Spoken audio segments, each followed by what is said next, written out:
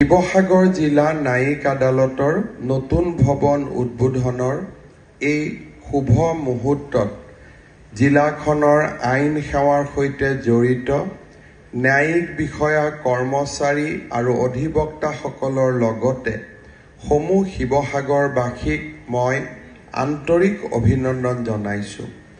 ৰাজ্যৰ ঐতিহ্য আৰু সংস্কৃতিৰ অন্যতম পীঠস্থান শিৱসাগৰত এই ন্যায়িক ভৱনৰ উদ্বোধনে জিলাখনৰ ন্যায়িক ব্যৱস্থাটোক আৰু অধিক গতিশীল কৰাৰ লগতে জনসাধাৰণৰ আশা আকাংক্ষা পূৰণত নিশ্চিতভাৱে ইতিবাচক প্ৰভাৱ পেলাব।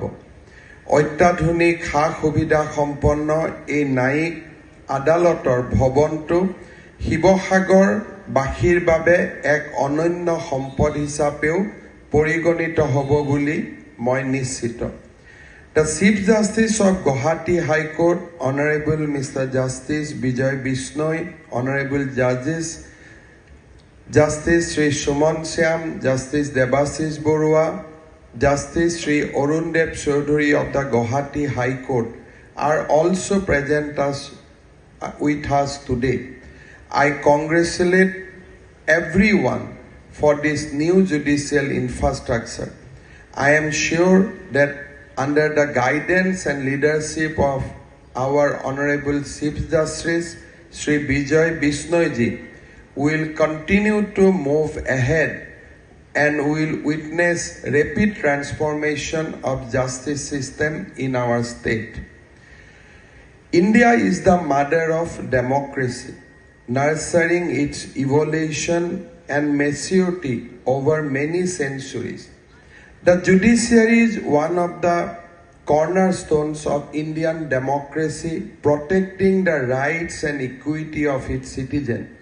In our country, the judiciary has played a crucial role in upholding justice, with the district judiciary being the first point of contact for individuals seeking redresses. Therefore, it is essential to have a robust justice delivery system to provide relief to those approaching the state with grievances, whether from criminal acts or civil dispute. This requires courts, the temple of justice, to meet the growing demands of the modern age. The establishment of the district court in Shivsagar is a significant step towards enhancing the justice delivery system in the entire district. যোৱা কেইটামান বছৰত ৰাজ্যৰ ন্যায়পালিকাৰ আন্তঃগাঁথনিয়ে এক নতুন অগ্ৰগতি লাভ কৰিছে। যোৱা বছৰ বৰপেটা জিলাত আমি নতুন জিলা ন্যায়িক আদালতৰ ভৱন মুকলি কৰিছিলোঁ। ইয়াৰ উপৰিও বোকাখাট আৰু ধুবুৰীৰ আদালত পৰিসৰ সম্পূৰ্ণ হোৱাৰ পথতো আগবাঢ়িছে। নতুন জিলাৰ সৃষ্টিৰ লগে লগে জিলা ন্যায়পালিকা স্থাপন কৰাটো অতি প্ৰয়োজনীয় হৈ পৰে। ফলস্বৰূপে নতুনকৈ সৃষ্টি হোৱা দক্ষিণ শালমাৰা, মানকাছাৰ, বজালী, বিশ্বনাথ, মাজুলী আৰু পশ্চিম কাৰ্বি আংলং জিলাতো জিলা ন্যায়পালিকা স্থাপন কৰা হৈছে। তদুপৰি বজালী, বিশ্বনাথ, মাজুলী আৰু পশ্চিম কাৰ্বি আংলং জিলাসমূহৰ বাবে ন্যায়িক বিষয়া আৰু কৰ্মচাৰীৰো আমি 176টা পদ সৃষ্টি কৰিবলৈ সক্ষম হৈছোঁ। ন্যায়িক আন্তঃগাঁথনিৰ এনে উন্নয়নে ন্যায়িক ব্যৱস্থাটোৰ সবলীকৰণত এক অনুকূল পৰিৱেশ গঢ়ি তুলিব বুলি মই আশাবাদী। আজি শিৱসাগৰ জিলা ন্যায়িক আদালত ভৱনটোৰ উদ্বোধনে শিৱসাগৰ জিলাৰ ন্যায়িক ক্ষেত্ৰখনত এক নতুন মাইলৰ খুঁটি স্থাপন কৰিলে। আহোম ৰাজত্বৰ সময়ৰ পৰাই শিৱসাগৰ জিলাই অসমৰ গৌৰৱময় ঐতিহ্যৰ ধ্বজা বহন কৰি আহিছে। এই ঐতিহ্যৰ ভেটিতে আমাৰ সমাজ ব্যৱস্থাও গঢ় লৈ উঠিছে। গণতান্ত্ৰিক প্ৰমূল্যবোধ, ন্যায় ব্যৱস্থা, শাসন প্ৰণালী আদিকে ধৰি আমাৰ চহকী সভ্যতাক শিৱসাগৰৰ পবিত্ৰ ভূমিয়ে শক্তিশালী কৰি আহিছে।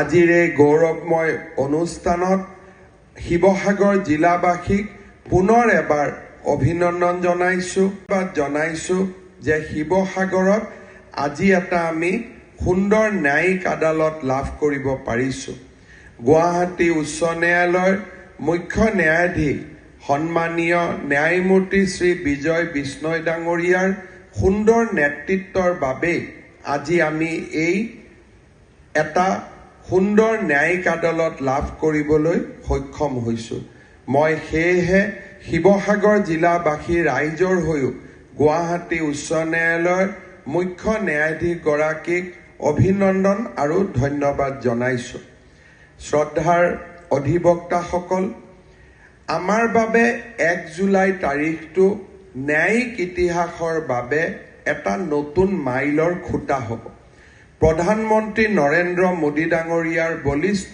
পদক্ষেপত আমাৰ দেশে ব্ৰিটিছ ঔপনিৱেশিক দিনৰ পৰাই প্ৰচলিত Indian panel code of criminal procedure আৰু ইণ্ডিয়ান এভিডেন্স এক্টৰ পৰিৱৰ্তে ভাৰতীয় ন্যায় সংহিতা ভাৰতীয় নাগৰিক সুৰক্ষা সংহিতা আৰু ভাৰতীয় সাক্ষ্য অধিনিয়ম বলবৎ কৰি দেশত এক যুগান্তৰকাৰী পৰিৱৰ্তন ঘটালে এই পৰিৱৰ্তনে ন্যায় সমতা আৰু নাগৰিকৰ অধিকাৰ সুৰক্ষিত কৰাৰ দিশত গণতন্ত্ৰৰ দায়বদ্ধতাকে প্ৰতীয়মান কৰিছে নিজৰ চহকী আইনী ঐতিহ্য থকাৰ পিছতো আমাৰ দেশৰ ফৌজদাৰী দণ্ডবাধী ব্যৱস্থাটো ইমান দিনে ঔপনিৱেশিক যুগৰ আইনসমূহৰ দ্বাৰা নিয়ন্ত্ৰিত হৈ আহিছিল সেইবাবে ভাৰতীয় সংসদে গ্ৰহণ কৰা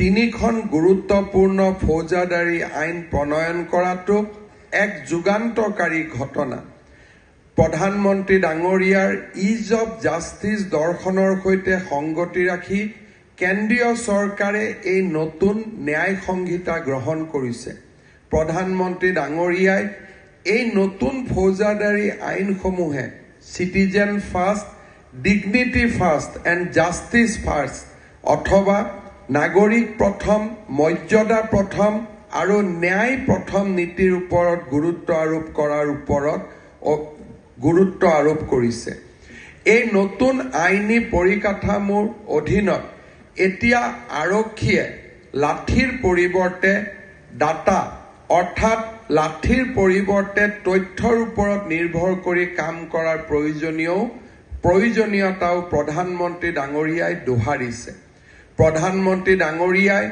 ইজ অফ জাষ্টিছৰ ওপৰত সৰ্বাধিক গুৰুত্ব দি ease of living ease of doing business and ease of travel and কমিউনিকেশ্যনৰ প্ৰতিও চৰকাৰৰ দায়বদ্ধতাক সজোৰে ঘোষণা কৰিছে এই নতুন সংহিতাৰ অধীনত প্ৰযুক্তিয়ে আগস্থান লাভ কৰিব প্ৰযুক্তিৰ প্ৰয়োগেৰে গোচৰৰ অত্যাধিক বোজাৰ পৰা ন্যায় ব্যৱস্থাটো মুক্ত হৈ উঠিলে আমাৰ ন্যায় ব্যৱস্থাৰ বাবে এক নতুন যুগৰ আৰম্ভণি হ'ব মই বিশ্বাস কৰোঁ যে আমাৰ অধিবক্তাসমূহে নতুন ন্যায় সংহিতা কেইখন সুন্দৰভাৱে অধ্যয়ন কৰি নতুন ন্যায় সংহিতাৰ দৰ্শনৰ লগত জাষ্টিছ ডেলিভাৰী ছিষ্টেমটোক শক্তিশালী কৰাৰ বাবে প্ৰচেষ্টা হাতত ল'ব ইয়াৰ লগতে অসম আৰক্ষীকো নতুন ন্যায় সংহিতাৰ সৈতে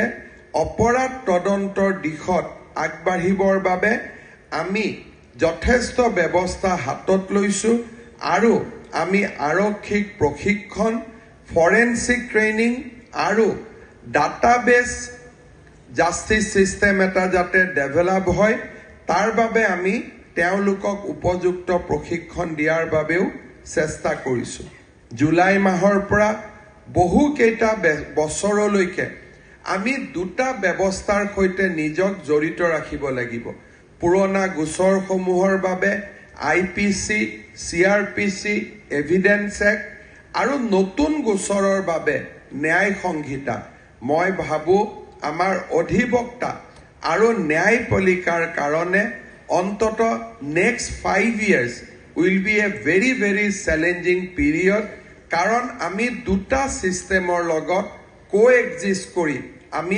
আগবাঢ়ি যাব লাগিব। Very glad that I've got the opportunity to be part of inauguration of the new High Court building in the district of Sivsagar. I'm also very delighted to be in the historic town of Sivsagar, which is widely known for historical monuments, rich culture and tradition. At the outset, I express my sincere gratitude to Dr. Hemant Biswa Sarma ji, Honorable the Chief Minister of Assam, Honorable the Education Minister, Honorable the Revenue Minister for gracing the occasion in spite of their busy schedule. I also express my thankfulness to my esteemed brother judges who have always been a source of support for me in our collective endeavor for strengthening the administration of justice. I also express my heartfelt gratitude to the people of Sivsagar for whose benefit the new court building is actually constructed. We are all well aware of the fact that rising pendency of cases in our courts is a cause of concern. In order to deal with the situation, it is imperative that we have a holistic approach. One such approach is to build adequate judicial infrastructure across the country. In fact, adequacy of judicial infrastructure is a prerequisite for reduction of pendency and backlog of cases in the courts.